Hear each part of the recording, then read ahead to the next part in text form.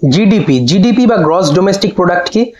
কোনো একটা দেশের যে রাজনৈতিক সীমানা রয়েছে বা পলিটিক্যাল যে বাউন্ডারি বা টেরিটরি রয়েছে, তার সেই রাজনৈতিক সীমানার মধ্যে সমস্ত গুডস অ্যান্ড সার্ভিসেস যেগুলো এক বছরে তৈরি হয়েছে, তার যে ফাইনাল ভ্যালু বা তার যে অন্তিম মূল্য, সেইটাকে, তার যে টোটালটাকে, সেটাকে বলা হয় সেই দেশের জিডিপি বা গ্রস ডোমেস্টিক প্রোডাক্ট। তো এক্ষেত্রে অন্তিম মূল্য বিষয়টা কি?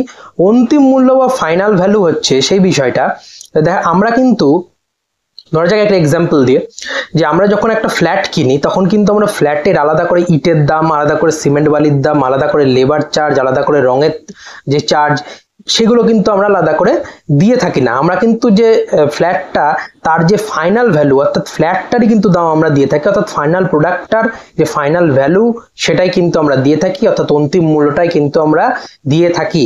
তো এটাকে হচ্ছে অন্তিম মূল্য বলে। আর এক্ষেত্রে আর একটা ছোট্ট একটা এক্সাম্পল দিয়ে বোঝা যেতে পারে জিনিসটা।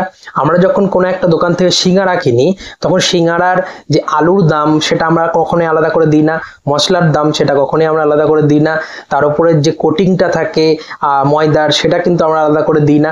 আমরা কিন্তু সিঙ্গারার দামটাই দিই, অর্থাৎ যে ফাইনাল যে ভ্যালুটা সেটাই কিন্তু আমরা দিয়ে থাকি। তো এই জিডিপির ক্ষেত্রেও কিন্তু কোনো প্রোডাক্ট বা সার্ভিসেস অর্থাৎ পণ্য বা পরিষেবার যে ফাইনাল ভ্যালু সেইটাকে কিন্তু কনসিডার করা হয়।